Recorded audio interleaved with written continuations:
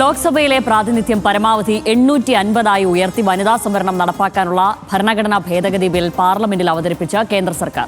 പ്രത്യേക പാർലമെന്റ് സമ്മേളനം ആരംഭിച്ചത് മുതൽ ശക്തമായ പ്രതിപക്ഷ പ്രതിഷേധമാണ് ഇന്നുണ്ടായത്. പ്രതിപക്ഷ പ്രതിഷേധത്തിനിടയിൽ നിയമമന്ത്രി അർജുൻ റാം മേഘ്വാൾ, ആഭ്യന്തരമന്ത്രി അമിത്ഷാ എന്നിവർ ലോക്സഭയിൽ ബില്ലുകൾ അവതരിപ്പിച്ചു. ബില്ലുമായി ബന്ധപ്പെട്ട ചർച്ചയിൽ ലോക്സഭയിൽ ഭരണ പ്രതിപക്ഷ വാക്പോര് കടുത്തു. ബില്ലിലെ ചർച്ച നാളെ വൈകിട്ട് വരെ നീളും. 3 ബില്ലുകളിലും നാളെ 4 മണിക്ക് വോട്ടെടുപ്പ് നടക്കും. പ്രക്ഷുബ്ധമായ പ്രത്യേക പാർലമെന്റ് സമ്മേളനത്തിൽ വനിതാ സംവരണ ഭേദഗതി ബിൽ പാർലമെന്റ് കടക്കുമോ? ജനസംഖ്യാടിസ്ഥാനത്തിലുള്ള മണ്ഡല പുനർനിർണയത്തിനായി ഭരണഘടനാ ഭേദഗതി നടപ്പാക്കാൻ കേന്ദ്ര സർക്കാരിനാകുമോ? കാണാം RDX റാങ്ക്. വനിതാ സംവരണ ഭേദഗതിയും മണ്ഡല പുനർനിർണയവും അടക്കം 3 ബില്ലുകളാണ് പാർലമെന്റിൽ അവതരിപ്പിച്ചത്. പ്രതിപക്ഷത്തിന്റെ കടുത്ത എതിർപ്പിനിടെ വോട്ടെടുപ്പോടെയാണ് ബില്ലുകൾക്ക് അവതരണാനുമതി ലഭിച്ചത്. ശബ്ദവോട്ടിലൂടെ ബിൽ അവതരണത്തിന് അനുമതി നൽകാനുള്ള സ്പീക്കറുടെ നീക്കം പ്രതിപക്ഷം തടഞ്ഞു. തുടർന്ന് വോട്ടിംഗ് വേണമെന്ന് പ്രതിപക്ഷം ശക്തമായി ആവശ്യപ്പെട്ടതോടെ വോട്ടെടുപ്പ് നടക്കുകയും ബില്ലിന് അവതരണാനുമതി ലഭിക്കുകയും ചെയ്തു. 251 പേർ അനുകൂലിച്ചപ്പോൾ 185 പേർ എതിർത്ത് വോട്ട് ചെയ്തു. ബില്ലിനോടുള്ള പ്രതിഷേധ സൂചകമായി DMK MPമാർ കറുത്ത വസ്ത്രം ധരിച്ചാണ് ഇന്ന് സഭയിലെത്തിയത്. ബിൽ ഭരണഘടനാ വിരുദ്ധമാണെന്നും ഹൈജാക്ക് ചെയ്യാനെന്നും പ്രതിപക്ഷം ആരോപിച്ചപ്പോൾ വിമർശനങ്ങളെല്ലാം ചർച്ചയിലാകാമെന്നായിരുന്നു കേന്ദ്ര സർക്കാർ നിലപാട്. അതിനിടെ കേന്ദ്ര ആഭ്യന്തരമന്ത്രി അമിത്ഷായും സമാജ്വാദി പാർട്ടി നേതാവ് അഖിലേഷ് യാദവും തമ്മിലുള്ള വാക്പോരിനും ലോക്സഭ സാക്ഷ്യം വഹിച്ചു. ബില്ലിന് അവതരണാനുമതി ലഭിച്ചതോടെ നിയമമന്ത്രി അർജുൻ റാം മേഘ്വാൾ വനിതാ സംവരണ ബില്ലും ഡീലിമിറ്റേഷൻ ബില്ലും സഭയിൽ അവതരിപ്പിച്ചു. കേന്ദ്ര ഭരണ പ്രദേശങ്ങളെ സംബന്ധിച്ച ബിൽ ആഭ്യന്തരമന്ത്രി അമിത്ഷായും അവതരിപ്പിച്ചു. 3 ബില്ലുകളും നാളെ വൈകിട്ട് 4 മണിക്ക് വോട്ടെടുപ്പ് നടക്കും. RDX rap news Malayalam.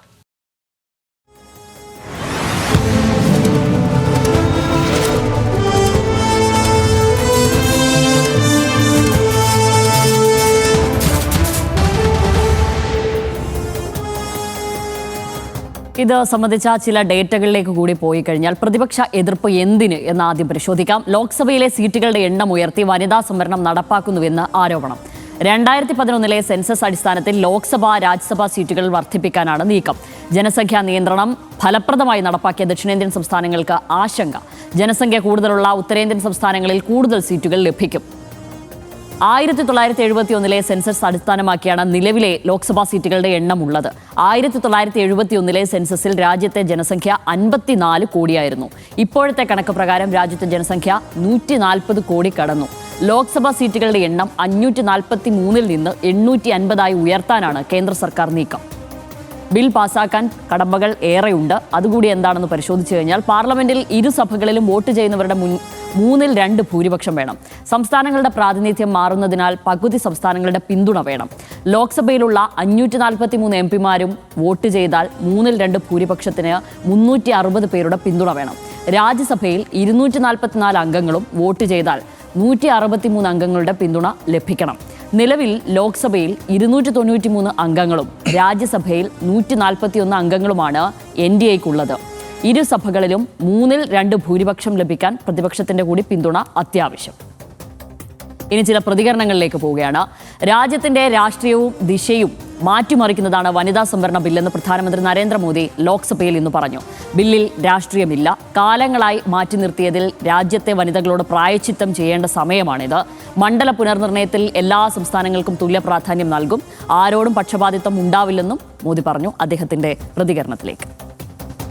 50% जनसंख्या नीति निर्धारण का हिस्सा बने, ये समय की मांग है.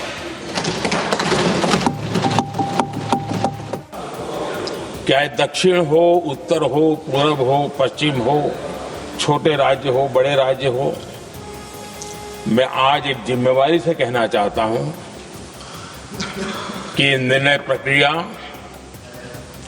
किसी के साथ भी भेदभाव नहीं करेगी.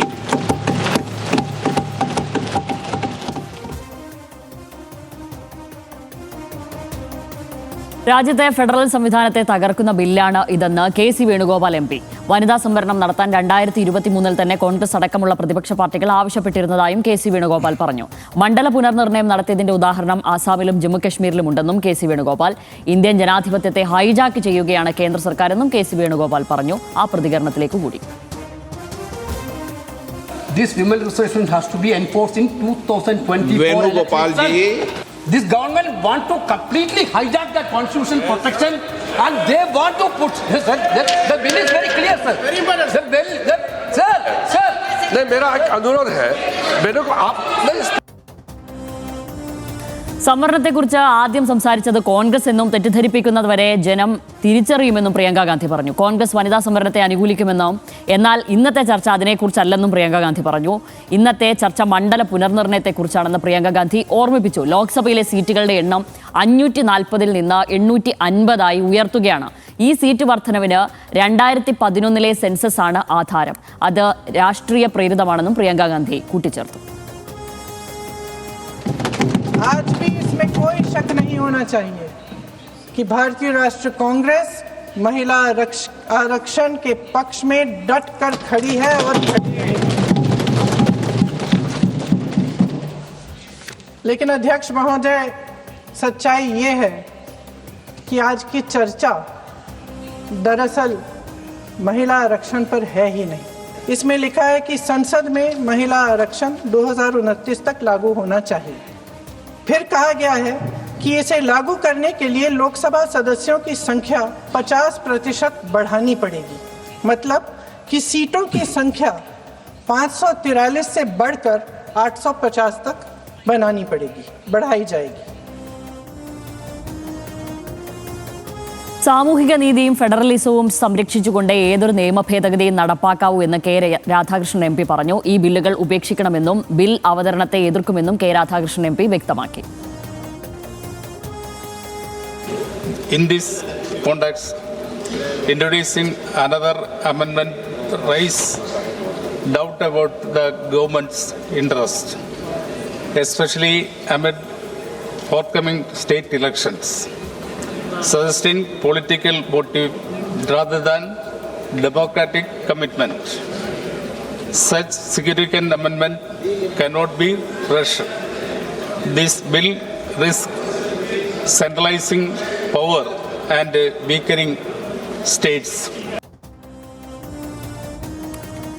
അഭിമാനത്തോടെ ബിൽ അവതരിപ്പിക്കുന്നുവെന്ന് കേന്ദ്ര നിയമമന്ത്രി അർജുൻ മേഘ്വാൾ പാർലമെന്റിൽ പറഞ്ഞു. ഇന്നത്തെ ദിവസം ചരിത്രത്തിൽ സുവർണ ലിപികളിൽ രേഖപ്പെടുത്തുമെന്നും നിയമമന്ത്രി മേഘ്വാൾ കൂട്ടിച്ചേർത്തു. इसी गरिमा में सदन ने सितंबर 2023 में नारी शक्ति वंदन अधिनियम 2023 को पास कर हमारी मातृशक्ति के लिए लोकसभा और राज्य विधानसभाओं में 33% सीटों के आरक्षण की व्यवस्था की थी और आज उस ऐतिहासिक निर्णय को लागू करने का समय आ गया। अध्यक्ष जी, अध्यक्ष महोदय, इतिहास में कुछ अवसर ऐसे आते हैं जो इतना प्रभाव छोड़ जाते हैं कि सदियों तक उनको याद किया जाता है और आज का दिन ऐसा ही पावन दिवस है। अध्यक्ष महोदय, ഇതിനിടെ സഭയിൽ സമാജ്വാദി പാർട്ടി നേതാവ് അഖിലേഷ് യാദവും കേന്ദ്ര ആഭ്യന്തരമന്ത്രി അമിത്ഷായും തമ്മിൽ തർക്കമുണ്ടായി. പിന്നാക്കക്കാർക്കും ന്യൂനപക്ഷങ്ങൾക്കും മുസ്ലിങ്ങൾക്കും സംവരണം നൽകണമെന്ന് അഖിലേഷ് യാദവ് പറഞ്ഞു. മതാടിസ്ഥാനത്തിൽ മുസ്ലിങ്ങൾക്ക് സംവരണം നൽകുന്നത് ഭരണഘടനാ വിരുദ്ധമെന്ന് അമിത്ഷായും പറഞ്ഞു. ഇതോടെയാണ് ഇരുവരും തമ്മിൽ വാക്പോരുണ്ടായത്. സമാജ്വാദി പാർട്ടിക്ക് വേണമെങ്കിൽ മുഴുവൻ സീറ്റും മുസ്ലിം സ്ത്രീകൾക്ക് നൽകാമെന്നും അമിത്ഷായുടെ പരിഹാസം. हमारा संविधान किसी भी प्रकार के धर्म के आधार पर आरक्षण की कतई मंजूरी नहीं देगा और मैं फिर से संकल्प सरकार का बताता हूं कि धर्म के आधार पर मुस्लिमों को किसी भी प्रकार का आरक्षण गैर संवैधानिक है, इसका सवाल ही पैदा नहीं होता है।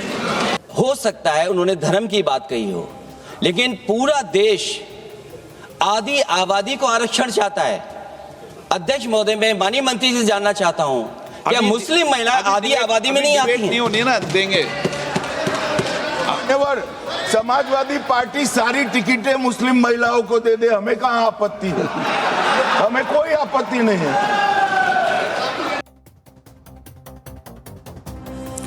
ഇത്രയധികം പ്രതികരണങ്ങളും ഇന്ന് സഭയിലെ കോലാഹലങ്ങളും ഒക്കെ കണ്ടു.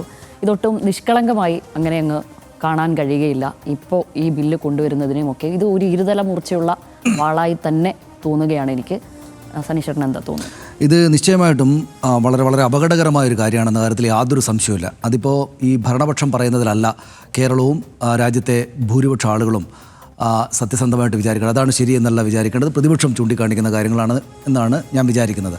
ഇതിലേറ്റവും പ്രധാനപ്പെട്ടതായിട്ട് ഞാൻ കാണുന്ന ഏറ്റവും ഒടുവിൽ നമ്മൾ കണ്ട ബൈറ്റാണ്. അതായത് അഖിലേഷ് യാദവാണ് അവിടെ ഏറ്റവും പ്രധാനപ്പെട്ട ഒരു കാര്യം ഉന്നയിച്ചത്. ഈ മുസ്ലിം സ്ത്രീകൾക്ക് സംവരണം വേണം എന്ന ആവശ്യം ഉന്നയിക്കുന്നതിലൂടെ എന്നാണ് ഞാൻ വിചാരിക്കുന്നത്. അതിന് നിങ്ങളുടെ പാർട്ടിയുടെ മുഴുവൻ ആളുകൾക്കും കൊടുത്തേക്കോ എന്ന് പറഞ്ഞ് പരിഹസിക്കാനാണ് അമിത്ഷാ ശ്രമിച്ചത്. യഥാർത്ഥത്തിൽ ഈ സംഭവം നടക്കുന്നതിൻ്റെ ഇത് നമ്മുടെ രാജ്യത്തിന് എങ്ങനെ അപകടകരമായി മാറും എന്നതിൻ്റെ പ്രധാനപ്പെട്ട ഒരു പോയിന്റ് കിടക്കുന്നത് ഈ അവസാനത്തെ ഈ തർക്കങ്ങളിലാണ് എന്നൊരു വിചാരമാണ് എനിക്കുള്ളത്. ഞാനത് വിശദീകരിക്കാം. ഒരുപക്ഷെ ഞാൻ പതിവിലേറെ സമയം എടുത്തേക്കാം. ഇന്ന് അതങ്ങനെ വിശദീകരിച്ചാലേ മനസ്സിലാകും എന്നുള്ളതുകൊണ്ടാണ്. ഇതിപ്പോൾ ഒന്ന് വനിതാ സംവരണം നടപ്പാക്കുന്നതിനോടോ അല്ലെങ്കിൽ ഡീലിമിറ്റേഷൻ എന്ന് വെച്ചാൽ ഈ രാജ്യത്തെ പാർലമെൻറ്റിലെ സീറ്റുകളുടെ എണ്ണം കൂട്ടുന്നതിനോടോ ഏതെങ്കിലും രാഷ്ട്രീയ കക്ഷിക്ക് എതിർപ്പുണ്ടാകേണ്ടുന്ന സാഹചര്യമേ ഇല്ല എന്ന് നമ്മൾ ആദ്യം കാണണം. അതായത് എന്തിനാണ് രാഷ്ട്രീയ പാർട്ടികൾക്കെല്ലാം സന്തോഷമേ ഉണ്ടാകും അവരവരുടെ കൂടുതൽ ആളുകളെ സഭയിലേക്ക് എത്തിക്കാൻ. കൂടുതൽ ആളുകൾ ഇരിക്കുന്നൊരു പാർലമെൻറ്റ് എന്ന് പറഞ്ഞാൽ അവർക്ക് എന്തെങ്കിലും ബുദ്ധിമുട്ടുണ്ടോ? 20 ലോക്സഭാ സീറ്റുകളുള്ളിടത്ത് 30 ലോക്സഭാ സീറ്റുകളാകുന്നതിൽ ഏത് പാർട്ടിക്കാണ് ബുദ്ധിമുട്ടുണ്ടാവുക? കേരളത്തിൽ ഈ 140 നിയമസഭാ മണ്ഡലങ്ങൾ 210 ആകുമെന്നാണ് പറയുന്നത്. അങ്ങനെ നിയമസഭാ സീറ്റുകളുടെ എണ്ണം കൂടുതൽ ആർക്കാണ് രാഷ്ട്രീയ പാർട്ടികൾക്ക് ബുദ്ധിമുട്ടുണ്ടാവുക? അവർക്ക് കൂടുതൽ നേതാക്കൾക്ക് സീറ്റ് കൊടുക്കാൻ പറ്റും, കൂടുതൽ ആളുകളെ വിജയിപ്പിച്ച് കൊണ്ടുവരാൻ പറ്റും. അതുകൊണ്ട് ആർക്കും എതിർപ്പുണ്ടാകില്ല. എന്ന് മാത്രമല്ല, ഈ വനിതാ സംവരണം എന്നതിനോട് എന്തിനാണ് പ്രതിപക്ഷ പാർട്ടികൾ എതിർക്കുന്നത്? ഇപ്പോൾ BJPയുടെ ഒരു MLA പോലും ഇല്ലാത്ത സ്ഥലമാണ് ഇവിടെ ഈ കേരളം. പക്ഷേ ഇവിടെയല്ലേ 33% സംവരണം ആദ്യവും പിന്നീട് 50% ആക്കിയിട്ട് തദ്ദേശ സ്ഥാപനങ്ങളിലേക്ക് നമ്മൾ ലോക്കൽ ബോഡി ഇലക്ഷൻ നടക്കുമ്പോൾ മുഴുവൻ സ്ഥലത്തും നോക്കിയാൽ ഒരുപാട് സ്ത്രീകളുടെ പോസ്റ്ററുകൾ നമ്മൾ കാണും. അപ്പോൾ സന്തോഷത്തോടെ ഇവിടെ സംവരണം നടപ്പാക്കിയിട്ടുണ്ട്. ആരാണ് ഇവിടെ? CPM-ഉം CPI-യും അടങ്ങുന്ന LDF-ഉം കോൺഗ്രസും ലീഗും അടങ്ങുന്ന UDF അല്ലേ ഇവിടെ ഭരിക്കുന്നവരാണ്. BJP ഉണ്ടോ? അപ്പോൾ ഇവിടുത്തെ ദേശീയ തലത്തിലെ പ്രതിപക്ഷ പാർട്ടികളായിട്ടുള്ള CPM-ഉം CPI-യും കോൺഗ്രസും മുസ്ലിം ലീഗും അടക്കമുള്ള പ്രതിപക്ഷ കക്ഷികൾ സന്തോഷത്തോടെ അവിടെ വനിതാ സംവരണം നടപ്പാക്കിയില്ല. അപ്പോൾ വനിതാ സംവരണത്തോട് ഏതെങ്കിലും കക്ഷികൾക്ക് എതിർപ്പുണ്ട് എന്ന് നമ്മൾ കാണേണ്ടതേയില്ല. ഡീലിമിറ്റേഷനോട് ഞാനിപ്പോൾ പറഞ്ഞ കാരണം കൊണ്ട് ആർക്കെങ്കിലും എതിർപ്പുണ്ട് എന്ന് നമ്മൾ കാണേണ്ടതേയില്ല. അപ്പോൾ ആളുകളെ പറ്റിക്കാൻ അതിസാമർത്ഥ്യം കാണിക്കുകയാണ് ഈ ഭരണപക്ഷം. പ്രധാനമന്ത്രി നിങ്ങൾ വനിതാ സംവരണത്തെ എതിർത്താൽ സ്ത്രീകളുടെ ആൾക്ക് നിങ്ങൾ ബുദ്ധിമുട്ടിലാക്കും കേട്ടോ എന്നൊക്കെ പറയുന്നത് ഈ അതിസാമർത്ഥ്യ പ്രകടനമായിട്ടാണ് നമ്മൾ മനസ്സിലാക്കേണ്ടത്. യഥാർത്ഥത്തിൽ എന്താണ് ശ്യാമിലി നടക്കുന്നത് എന്ന് നമ്മൾ നോക്കണം. അതായത് എന്തിനാണ് വനിതാ സംവരണം? ഇപ്പോൾ വനിതാ സംവരണം നടപ്പാക്കുന്നത് യഥാർത്ഥത്തിൽ ഡീലിമിറ്റേഷൻ നടപ്പാക്കുന്ന ഒരു കവറാണ് ആയിട്ടാണ് എന്ന് നമുക്ക് ഇതിനകം തന്നെ മനസ്സിലായിട്ടുണ്ടല്ലോ. കാരണം വനിതാ സംവരണം ഡീലിമിറ്റേഷൻ നടപ്പാക്കുകയാണെങ്കിൽ 2031 ഈ സെൻസസ് എല്ലാം പൂർത്തിയായിട്ട് ആ ഘട്ടത്തിൽ മാത്രമേ ഡീലിമിറ്റേഷൻ നടപ്പാക്കിയാലാണ് കൃത്യമായിട്ടുള്ള ജനസംഖ്യാനുപാതികമായിട്ട് ഇപ്പോൾ എത്ര ജനസംഖ്യയുണ്ടെന്ന് കൃത്യമായിട്ട് സെൻസസിലൂടെ മനസ്സിലാക്കി സെൻസസ് പൂർത്തിയാക്കി അതിനുശേഷം ഡീലിമിറ്റേഷൻ നടപ്പാക്കിയാലാണ് അത് ശരിയായ ഡീലിമിറ്റേഷൻ ആവുക. പക്ഷേ അത് സംഭവിക്കാതെ ഇപ്പോൾ തന്നെ ചെയ്യുന്ന എന്തിനാണ്? ഒറ്റ കാര്യമേ ഉള്ളൂ. 2029 വരുന്ന ലോക്സഭാ തെരഞ്ഞെടുപ്പിൽ തന്നെ ഇതിൻ്റെ ആനുകൂല്യം, ഇതിൻ്റെ ലാഭം ഈ BJPക്ക് രാജ്യം ഭരിക്കുന്ന പാർട്ടിക്ക് എടുക്കണം. ഇതിൻ്റെ ലാഭം സമ്പൂർണ്ണമായിട്ടും അവർക്കാണ് ഉണ്ടാവുക എന്ന കാര്യം ഇതിനകം തന്നെ ഈ എതിർ രാഷ്ട്രീയ പാർട്ടികൾ പറയുന്നതിലൂടെ നമുക്ക് വ്യക്തമാണ്. കാരണം എന്താണ്? അതായത് അവരുടെ രാഷ്ട്രീയത്തിന് വലിയ ശക്തിയുള്ള സംസ്ഥാനങ്ങളിലാണ്, ഉത്തർപ്രദേശ് അടക്കമുള്ള ഈ ഹിന്ദി ബെൽറ്റിലെ സംസ്ഥാനങ്ങളിലാണ് ഏറ്റവും കൂടുതൽ സീറ്റെണ്ണം ഉയരുക. അവരുടെ രാഷ്ട്രീയത്തെ പടിക്ക് പുറത്ത് നിർത്തിയിരിക്കുന്ന ഈ തമിഴ്നാടും കേരളവും അടക്കമുള്ള സംസ്ഥാനങ്ങളിലാണ് ഏറ്റവും സീറ്റെണ്ണം കുറയുക. അപ്പോൾ സ്വാഭാവികമായിട്ടും 2029 നടപ്പാക്കിയാൽ എന്ന് വെച്ചാൽ ഇപ്പോഴത്തെ ജനസംഖ്യാനുപാതികമായിട്ട് ഡീലിമിറ്റേഷൻ നടപ്പാക്കിയാൽ കൂടുതൽ സീറ്റുകൾ ഉത്തർപ്രദേശ് അടക്കമുള്ള ഹിന്ദി ബെൽറ്റിൽ BJPക്ക് സമാഹരിക്കാൻ പറ്റും. എന്ന് വെച്ചാൽ ദീർഘകാലത്തേക്ക് BJP മാത്രം ഭരിക്കുന്നൊരു സീന് മുന്നിൽ കാണുകയാണ് അവർ. അതാണ് അവരുടെ പ്രതീക്ഷ. അതുകൊണ്ടാണ് ഈ അതിസാമർത്ഥ്യം നടപ്പാക്കിയിട്ട് ഞങ്ങൾ വനിതാ സംവരണം നടപ്പാക്കാൻ വേണ്ടിയിട്ടാണ് ഉദ്ദേശിക്കുന്നത് പറഞ്ഞാൽ അതിൻ്റെ പിന്നിലൂടെ തന്നെ ഡീലിമിറ്റേഷൻ സംഭവത്തിനെ കൊണ്ടുവരുന്നത് അവർക്ക് ലാഭം ഉണ്ടാക്കാൻ വേണ്ടിയിട്ടാണ്. നമ്മളതിനൊന്ന് പരിശോധിച്ചാൽ ശ്യാമിലി, അതായത് ഡീലിമിറ്റേഷൻ എന്തിനാണ്? പ്രാതിനിധ്യം കൂട്ടാനാണ് അല്ലേ? അതായത് നമ്മുടെ അധികാര പദവിയിലേക്കുള്ള നമ്മുടെ പാർലമെൻറ്റ് എന്ന് പറയുന്ന ഈ രാജ്യത്തെ ഏറ്റവും വലിയ അധികാര ക്ഷേത്രം, അവിടെ ഉള്ള ആളുകളിലെ ഏറ്റവും കൂടുതൽ ശക്തിയുള്ള അധികാര പദവിയിലേക്ക് കൂടുതൽ ആളുകളെ കൊണ്ടുവരിക എന്നതാണല്ലോ ഡീലിമിറ്റേഷൻ കൊണ്ട് ഉദ്ദേശിക്കുന്നത്. ഡീലിമിറ്റേഷൻ മാത്രമല്ല, ഞാൻ ഉദ്ദേശിച്ചത് ഈ നാരീശക്തി ബില്ലെടുക്കുക. വനിതാ സംവരണം എന്തിനാണ്? വനിതാ സംവരണം സ്ത്രീകളെ ശക്തിപ്പെടുത്താൻ. സ്ത്രീകൾ ഈ നമ്മുടെ ജനസംഖ്യയുടെ പകുതിയിലേറെയുള്ള സ്ത്രീകൾക്ക് കൂടുതൽ അവരർഹിക്കുന്ന അധികാര സീറ്റുകൾ കൊടുക്കുക എന്നതാണല്ലോ ഇതുകൊണ്ട് ഉദ്ദേശിക്കുന്നത്. അപ്പോൾ പ്രാതിനിധ്യം കൂട്ടാനാണ് നമ്മൾ വനിതാ സംവരണ ബില്ല് കൊണ്ടുവരുന്നത്. വനിതകൾക്ക് സംവരണം ഏർപ്പെടുന്നത് പ്രാതിനിധ്യം കൂട്ടാനാണ്. പ്രാതിനിധ്യം കൂട്ടിയാൽ എന്താ സംഭവിക്കുക? വനിതാ സംവരണ ബില്ല് ഇപ്പോൾ ഇങ്ങനെ പാസ്സാക്കിയാൽ അതിൻ്റെ കൂടെ ഡീലിമിറ്റേഷൻ കൂടെ വരും. അപ്പോൾ എന്താ സംഭവിക്കുക? യഥാർത്ഥത്തിൽ വനിതകൾക്ക് പ്രാതിനിധ്യം കൂടുന്നു എന്ന് പറയുമ്പോൾ പ്രാതിനിധ്യം കിട്ടേണ്ടുന്ന ഒരുപാട് വലിയ ജനവിഭാഗങ്ങൾക്ക് പ്രാതിനിധ്യമേ ഇല്ലാത്ത അവസ്ഥ വരും. എങ്ങനെയാണെന്ന് വിശദീകരിക്കാം. അതായത് BJP ആണല്ലോ രാജ്യം ഭരിക്കുന്നത്. BJPക്ക് നമ്മുടെ രാജ്യത്തിൻ്റെ പാർലമെൻറ്റിൽ ഇപ്പോൾ 240 MP-മാരുണ്ട്. 240 MP-മാർ. അതിനകത്ത് ഒരൊറ്റ സിംഗിൾ മുസ്ലിം MP ഇല്ല എന്ന് നമ്മൾ ഓർക്കണം. നമ്മുടെ രാജ്യം എന്ന് വെച്ചാൽ മൊത്തം രാജ്യത്തിൻ്റെ ജനസംഖ്യയുടെ 14.2%. 2011 സെൻസസിൻ്റെ കണക്കാണല്ലോ നമ്മുടെ കൈവശമുള്ളത്. 14.2% നമ്മുടെ മൊത്തം രാജ്യത്തിൻ്റെ ജനസംഖ്യയിൽ മുസ്ലിം ജനവിഭാഗത്തിൻ്റെ ആളുകൾ. എന്ന് വെച്ചാൽ അതൊരു 172 മില്യൺ ആളുകൾ വരും.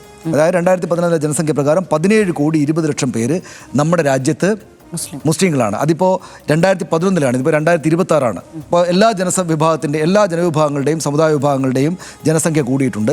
മുസ്ലിം ജനസംഖ്യ ഈ 14% എന്നൊക്കെ പറയുന്ന ഒരു 20% എത്തിയിട്ടുണ്ടാകും എന്ന് വേണം നമ്മൾ മനസ്സിലാക്കാൻ. ആളുകൾ കൂടിയിട്ടുണ്ടാകും. സ്വാഭാവികമായിട്ടും 172 മില്യൺ എന്നുള്ളത് കൂടുതൽ ആളുകളായിട്ടുണ്ടാകും. എന്ന് വെച്ചാൽ ഈ 2011 ജനസംഖ്യ പ്രകാരം തന്നെയും ലോക രാജ്യങ്ങളിൽ ഏറ്റവും കൂടുതൽ മുസ്ലിങ്ങൾ അധിവസിക്കുന്നത് നമ്മുടെ രാജ്യത്താണ്. ഏറ്റവും കൂടുതൽ മുസ്ലിങ്ങൾ അധിവസിക്കുന്ന രണ്ടാമത്തെ രാജ്യം, ഏറ്റവും വലിയ മുസ്ലിം ജനസംഖ്യയുള്ള രണ്ടാമത്തെ രാജ്യം ഇന്ത്യയാണ്. ആദ്യത്തെ രാജ്യം ഇന്തോനേഷ്യയാണ്. 23-24% ആണ് അവിടുത്തെ രാജ്യത്തിൻ്റെ. 23-24 കോടി ജനസംഖ്യ അവിടെയുണ്ട്. ഇവിടെ ഇപ്പോൾ ഞാൻ പറഞ്ഞല്ലോ 17,20,00,000 പേരാണ്. അതൊരു 20 കോടി എന്നൊക്കെ കൂട്ടുക. അപ്പോൾ അത് നമ്മൾക്ക് ശേഷം പോലുമേ പാകിസ്ഥാൻ പോലും ഉള്ളൂ കേട്ടോ.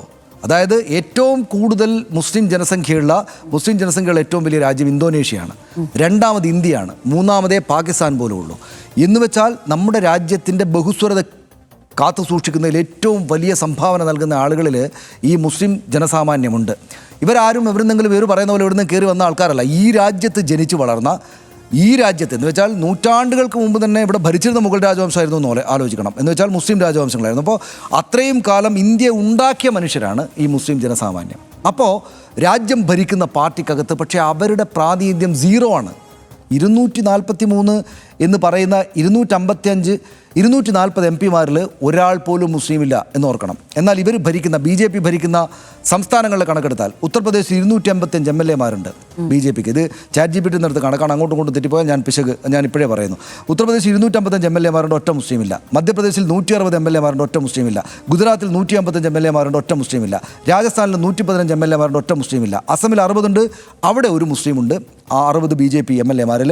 ഹരിയാനയിൽ 45 ഉണ്ട്, ഒറ്റ മുസ്ലിം MLA ഇല്ല. ഗോവയിൽ 20+ ആണ് BJP MLA-മാരുടെ എണ്ണം, ഒറ്റ മുസ്ലിമില്ല. അരുണാചൽ പ്രദേശ് 45+ ആണ്, ആരുമില്ല. ഇതാണെന്നില്ല, ഒറ്റ മുസ്ലിം MLA-മാരില്ല. അപ്പോൾ രാജ്യം ഭരിക്കുന്ന എന്ന് വെച്ചാൽ നമ്മുടെ രാജ്യത്തിൻ്റെ 10-20%, 20 കോടിയിലേറെ ജനസംഖ്യയുള്ള മുസ്ലിം ജനസാമാന്യത്തിന് ഒരാൾക്ക് പോലും പ്രാതിനിധ്യം കൊടുക്കാത്ത പാർട്ടിയാണ് BJP. അപ്പോൾ പ്രാതിനിധ്യം അവരുടെ പാർട്ടിയിൽ തന്നെ നിഷേധിച്ചിരിക്കുകയാണ്. അവർ ഹിന്ദുത്വ പാർട്ടിയായിട്ടാണ് സ്വയം അടയാളപ്പെടുന്നത്. അപ്പോൾ അവർക്കാണ് ഈ പറയുന്ന ഡീലിമിറ്റേഷൻ നടത്തിയാൽ വീണ്ടും അധികാര പദവിയിൽ കൂടുതൽ ശക്തി കിട്ടുക. എന്തുകൊണ്ടാണ്? കാരണം ഉത്തർപ്രദേശ് അടക്കമുള്ള ഹിന്ദി ബെൽറ്റിൽ അവർ കൂടുതൽ സീറ്റുകൾ ഉണ്ടാക്കുകയാണ്. സ്വാഭാവികമായിട്ടും അവരുടെ രാഷ്ട്രീയ പാർട്ടിയിലുള്ള ഇപ്പോൾ അദ്ദേഹം അമിത്ഷാ പറഞ്ഞല്ലോ അഖിലേഷ് യാദവിനോട്, നിങ്ങൾ കൊടുത്തോളൂ, എല്ലാ മുസ്ലിം സ്ത്രീകൾക്കും സീറ്റ് കൊടുത്തോളൂ എന്ന് പറഞ്ഞ് പരിഹസിച്ചല്ലോ. അത്തരം പാർട്ടികളിൽ ഉള്ള സ്ഥലങ്ങളിലേക്ക് ഇന്ന് നമ്മൾ കേരളവും തമിഴ്നാടും അടക്കമുള്ള ഇന്ത്യ ഒരു ബഹുസ്വര സമൂഹമായിട്ട് കണ്ടിട്ട് ആ ബഹുസ്വര സമൂഹത്തിൻ്റെ നിശ്ചിത ശതമാനത്തിലുള്ള ആളുകൾക്കെല്ലാം പ്രാതിനിധ്യം കൊടുക്കണമെന്ന മഹത്തായിട്ടുള്ള നമ്മുടെ ഭരണഘടനാനുസൃതമായിട്ടുള്ള രാഷ്ട്രീയ ചിന്ത വെച്ച് പുലർത്തുന്ന രാഷ്ട്രീയ പാർട്ടികൾക്ക് ശക്തിയുള്ള സ്ഥലങ്ങളിലേക്ക് വന്നാൽ അവരുടെ ശക്തി വെട്ടിക്കുറക്കുകയാണ് ഇവർ ചെയ്യുക. എന്ന് വെച്ചാൽ എന്താണ് ഇന്ത്യ എന്ന് വെച്ചാൽ? ഈ മഹത്തായ രാജ്യം ഈ പതിറ്റാണ്ടുകളായിട്ട്, നൂറ്റാണ്ടുകളായിട്ട്, ആയിരത്താണ്ടുകളായിട്ട് ബഹുസ്വര സമൂഹമാണ്. എന്ന് വെച്ചാൽ ലോകത്തിലെ തന്നെ എല്ലാ പ്രധാനപ്പെട്ട മതങ്ങളും നമ്മുടെ രാജ്യത്തുണ്ട്. ലോകത്തിലെ എല്ലാ പ്രധാനപ്പെട്ട മതങ്ങളും, സെമിറ്റിക് മതങ്ങളായ മുസ്ലിം, ക്രിസ്ത്യാനിറ്റി, ജൂതമതം, ഇവിടെ മാത്രമുള്ള ഹിന്ദുമതം, ഇവിടെ നിന്നുണ്ടായ ബുദ്ധമതം, ജൈനമതം എന്നിങ്ങനെ പ്രധാനപ്പെട്ട 6 മതങ്ങൾ ഇവിടെയുണ്ട്. എത്രയോ സാധാരണമായിട്ടുള്ള വിശ്വാസ പ്രമാണങ്ങൾ, ആദിവാസി സമൂഹങ്ങളുടെ വിശ്വാസ പ്രമാണം, ഇങ്ങനെ ബഹുസ്വരതയുടെ അങ്ങേ തലയാണ്. എത്രയാണ്? 22 ഭാഷകൾ സംസാരിക്കേണ്ട ഔദ്യോഗികമായിട്ടുള്ള അംഗീകരിച്ച ഭാഷ.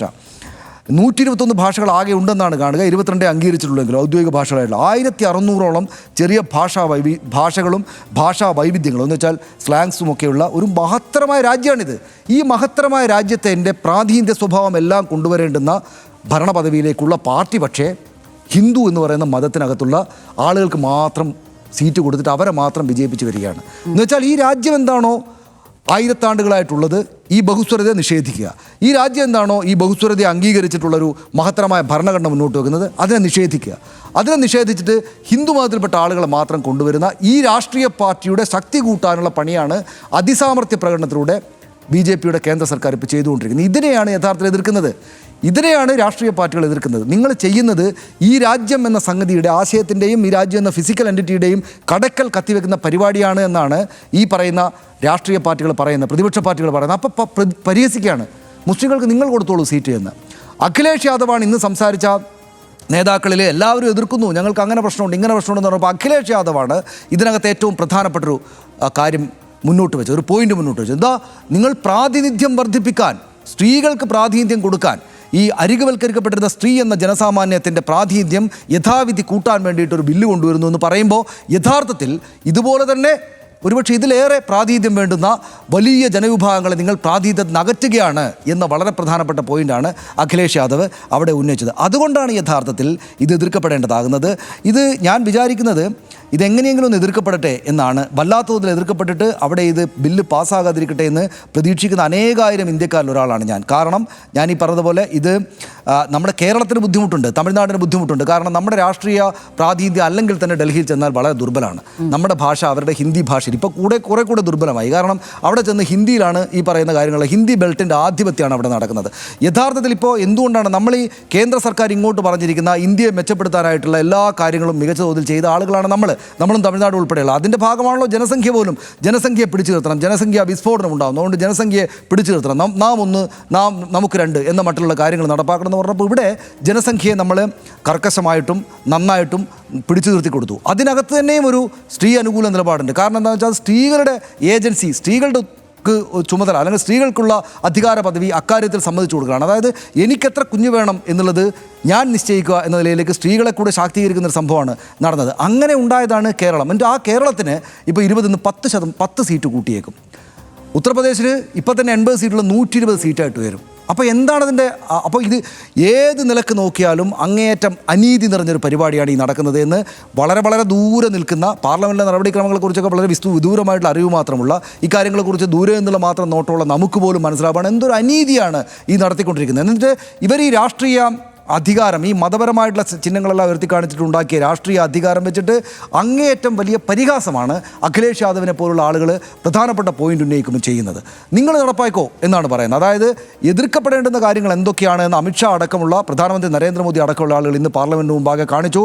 അതിനെ അതിശക്തമായിട്ട് എതിർക്കുകയും എതിർത്ത് തോൽപ്പിക്കുകയും ചെയ്യണം ഈ പ്രതിപക്ഷ പാർട്ടികൾ എന്ന് വിചാരിക്കുന്ന, എങ്കിൽ മാത്രമേ ഇന്ത്യ എന്ന് പറയുന്ന ഈ ബഹുസ്വര സൊസൈറ്റി, നമ്മുടെ ഭരണഘടന നമ്മളോട് പറഞ്ഞിരിക്കുന്ന ബഹുമാനിക്കാനും നിലനിർത്താനും നമ്മളോട് ആവശ്യപ്പെട്ടിരിക്കുന്ന, നമ്മൾ പൗരന്മാരോട് ആവശ്യപ്പെട്ടിരിക്കുന്ന ഈ ഇന്ത്യ എന്ന് പറയുന്ന മഹത്തരമായ രാജ്യം, ലോകത്ത് എത്രയെത്രയോ ക്രൈസ്തവ രാജ്യങ്ങൾ, എത്രയെത്രയോ മുസ്ലിം രാജ്യങ്ങൾ, എത്രയെത്രയോ മറ്റു തരത്തിലുള്ള മതങ്ങളാൽ നിയന്ത്രിക്കപ്പെടുന്ന രാജ്യങ്ങൾ, നമ്മുടേത് പക്ഷേ 1600-ലേറെ ഭാഷാ വൈവിധ്യങ്ങൾ, 22 ഔദ്യോഗിക ഭാഷകൾ, 124 മറ്റ് ഭാഷാ വലുപ്പമുള്ള ഭാഷകൾ, ഈ പറയുന്ന ആ ലോകത്തുള്ള ഏറ്റവും പ്രധാനപ്പെട്ട മതങ്ങളുടെ എല്ലാം വലിയ സൈസ് പ്രാതിനിധ്യം, ഇവിടെ മാത്രമുള്ള അനേകം ആദിവാസി വിഭാഗങ്ങൾ, അങ്ങനെ അങ്ങേറ്റം ബഹുസ്വരമായിട്ടുള്ള ഇതെല്ലാം അടുക്കിക്കെട്ടി നാനാത്വത്തിലെ ഏകത്വം എന്ന മട്ടിൽ നിൽക്കുന്ന ഈ രാജ്യത്തെ ഒറ്റ സംഗതിയാക്കിയിട്ട് മാറ്റിയിട്ട് ബാക്കിയുള്ള മുഴുവൻ ആളുകളെയും പ്രാതിനിധ്യം നിഷേധിക്കാൻ വേണ്ടിയിട്ട് ഒരു മറയായിട്ട് വനിതാ പ്രാതിനിധ്യം കൊണ്ടുവരികയാണെന്ന് ഈ കാര്യങ്ങളെക്കുറിച്ചിട്ട് പ്രാഥമികമായിട്ട് ചിന്തിക്കുന്ന ആളുകൾക്ക് പോലും മനസ്സിലാവുന്നതാണ് ഞാൻ വിചാരിക്കുന്നത്.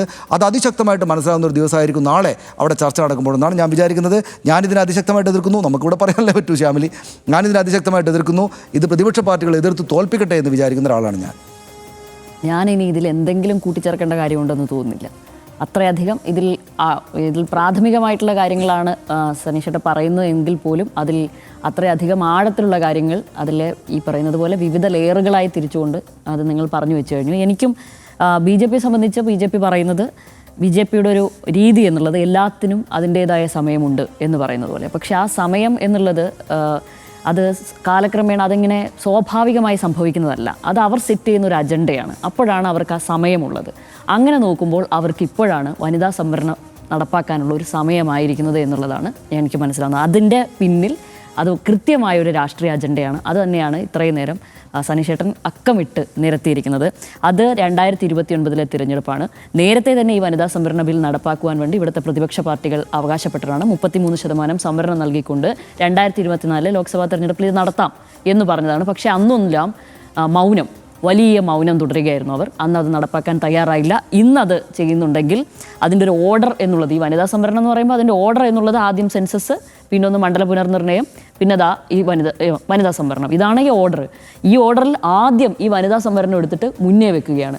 മുന്നേ വെച്ചിട്ട് വലിയ ഡയലോഗുകൾ, വലിയ ഹൃദയത്തിൽ തൊടുന്ന ചില ഡയലോഗുകൾ, സ്ത്രീകൾക്ക് വേണ്ടി പ്രായശ്ചിത്തം ചെയ്യേണ്ട സമയമായിരിക്കുന്നു, ഇതിനെ പ്രതിപക്ഷം എതിർത്ത് തോൽപ്പിച്ചു കഴിഞ്ഞാൽ ഇവരാണ് വലിയ വഞ്ചകർ എന്നടക്കമുള്ള ഇവരെ വിശ്വസിക്കുന്നതായിട്ടുള്ള വലിയ പ്രത്യേകിച്ച് പ്രധാനമന്ത്രിയെ പോലുള്ള ഒരാൾ സംസാരിക്കുമ്പോൾ അത് ഹൃദയത്തിൽ ഏറ്റുവാങ്ങുന്ന ഒരുപാട് ജനത ഇവിടെ ഉണ്ട്. അങ്ങനെയാണല്ലോ ഇവരൊക്കെ നേതാക്കളാവുന്നത്. ഇവരെ പിന്തുണയ്ക്കുകയും ഇവരെ പിന്തുടരുകയും അവരുടെ വാക്കുകൾ അതുപോലെ അനുവർത്തിക്കുകയും ചെയ്യുന്നതാണല്ലോ ഇവരുടെ അണികൾ എന്ന് പറയുന്നത്. സ്വാഭാവികമായും അത് കേട്ടിട്ട് ഇത് മാത്രം വിശ്വസിക്കുന്ന അതിൻ്റെ മറ്റ് അടരുകളിലേക്ക് പോകാത്ത ഒരുപാട് ജനവിഭാഗം ഇവിടെ ഉണ്ട്. പക്ഷേ ദക്ഷിണേന്ത്യൻ സംസ്ഥാനങ്ങളെ ആ കണക്കിന് കൂട്ടരുത്. കാരണം ഇവിടെയുള്ളവർ നേരത്തെ തന്നെ ഇങ്ങനെ ഒരു നീക്കം നടത്തുമ്പോൾ തന്നെ സ്റ്റാലിൻ DMK മുന്നിട്ടിറങ്ങി ചെന്നൈയിലൊരു യോഗം വിളിക്കുകയുണ്ടായി. ഈ പറയുന്ന പോലെ ദക്ഷിണേന്ത്യൻ സംസ്ഥാനങ്ങളുടെ മുഴുവൻ മുഖ്യമന്ത്രിമാരും അതിൽ പങ്കെടുക്കുകയുണ്ടായി. അപ്പോൾ അങ്ങനെ വലിയൊരു പ്രതിഷേധം ഇവിടെ ഉയർത്തി നേരത്തെ തന്നെ ഇത് കാലയെ കൂട്ടി മുന്നേ കണ്ടുകൊണ്ട് ഇങ്ങനെയൊക്കെ ഇതിൽ വന്ന് ഭവിക്കാൻ സാധ്യതയുണ്ട് എന്ന് കണ്ടുകൊണ്ട് ഇവിടെ ഒരു പ്രതിഷേധ ജ്വാല ഇവിടെ ഉണ്ട്. അപ്പോൾ അത് മുഖവിലേക്കെടുക്കാതെ നിലവിൽ അത് തണുപ്പിക്കുക എന്ന ലക്ഷ്യത്തോടു കൂടി വനിതാ സംവരണം എന്നുള്ളൊരു കാര്യം എടുത്ത് ഫ്രണ്ടിൽ വെച്ച് കഴിഞ്ഞിട്ട് അതിൻ്റെ മറവിൽ ഇത് നടത്തിയെടുക്കാനുള്ള ശ്രമമാണ് ഇവിടെ നടക്കുന്നത്. 2029 അവർക്കത് ഗുണം ചെയ്യും എന്ന് മാത്രം കണ്ടുകൊണ്ടാണ് അവരിത് ചെയ്യുന്നത്. അതിൽ അധികാരാധീശത്വം മാത്രമാണ് അതുള്ളത്. അതൊരു ഏക ശക്തിയായി അവർ വളരാൻ മാത്രമാണ് അവരതിനെ കൊണ്ട് ഉപകരിക്കുന്നത് എന്നാണ് എനിക്ക് തോന്നുന്നത്. നേരത്തെ തന്നെ സനീഷേട്ടൻ പറയുന്നത് പോലെ ആർക്കും വനിതാ സംവരണം നടപ്പാക്കണ്ട എന്നില്ല, ആർക്കും മണ്ഡല പുനർനിർണ്ണയം നടപ്പാക്കേണ്ട എന്ന കാര്യവുമില്ല. ഈ പറയുന്ന പോലെ ഇത് നിലവിലത്തെ പ്രകാരം നിലവിൽ മണ്ഡലങ്ങളൊക്കെ ഇവിടെ നിശ്ചയിച്ചിരിക്കുകയും അന്ന് 71-ൽ 54% മാത്രമായിരുന്നു അന്നത്തെ നമ്മുടെ 54 കോടി മാത്രമായിരുന്നു നമ്മുടെ ജനസംഖ്യ. ഇന്നത് ഇത്രയധികം വർദ്ധിച്ചിട്ടുണ്ട്. അപ്പോൾ സ്വാഭാവികമായും ഇതൊക്കെ നടക്കേണ്ടതാണ്. പക്ഷേ അതിങ്ങനെയല്ല നടക്കേണ്ടത് എന്നുള്ളതാണ് അതിലെ വളരെ പ്രധാനപ്പെട്ട ഒരു കാര്യം. ബിൽ പാസാക്കാൻ 3-ൽ 2 അംഗങ്ങളുടെ പിന്തുണ ആവശ്യമായതിനാൽ പ്രതിപക്ഷം ഉയർത്തുന്ന കടുത്ത വിയോജിപ്പ് ബില്ലിന്റെ ഭാവി തന്നെ അനിശ്ചിതത്വത്തിലാക്കിയിട്ടുണ്ട്. നിലവിലുള്ള 543 സീറ്റുകളിൽ തന്നെ 3-1 വനിതകൾക്കായി സംവരണം ചെയ്യണമെന്നാണ് പ്രതിപക്ഷം മുന്നോട്ട് വെക്കുന്ന ആവശ്യം. സീറ്റുകളുടെ എണ്ണം വർദ്ധിപ്പിക്കുന്നതിനോട് യോജിക്കില്ലെന്ന് പ്രതിപക്ഷം വ്യക്തമാക്കിയിട്ടുണ്ട്. വനിതാ സംവരണ ഭേദഗതി ബില്ലിൽ സർക്കാരിൻ്റേത് സ്ത്രീ ശാക്തീകരണമല്ല, മറിച്ച് രാഷ്ട്രീയ ലക്ഷ്യമാണെന്നും പ്രതിപക്ഷം ആരോപിക്കുന്നു. 2029 പൊതുതെരഞ്ഞെടുപ്പിന് മുൻപായി വനിതാ സംവരണം യാഥാർത്ഥ്യമാക്കുക എന്ന ലക്ഷ്യത്തോടാണ് കേന്ദ്ര സർക്കാർ വനിതാ സംവരണ ഭേദഗതി ബില്ലുമായി എത്തുന്നത്. എന്നാൽ ഇത് ഉത്തരേന്ത്യൻ സംസ്ഥാനങ്ങൾക്ക് കൂടുതൽ രാഷ്ട്രീയ മേധാവിത്വം നൽകുമെന്ന ആശങ്ക ഇപ്പോഴും നിലനിൽക്കുകയാണ്. വിഷയത്തിൽ കൃത്യമായ മറുപടി നൽകാൻ കേന്ദ്ര സർക്കാരിന് കഴിഞ്ഞിട്ടില്ല എന്ന വിമർശനവും ശക്തമാണ്. എന്തു തന്നെയായാലും നാളെ വൈകിട്ട് 4 മണിക്ക് നടക്കുന്ന വോട്ടെടുപ്പിൽ എന്തായിരിക്കും സംഭവിക്കുകയെന്ന് കാത്തിരുന്ന് കാണാം. 3-ൽ 2 അംഗങ്ങളുടെ പിന്തുണ ഉറപ്പാക്കാൻ കേന്ദ്ര സർക്കാരിന് സാധിക്കുമോ എന്നും നാളെ അറിയാം. ഒരിടവേള.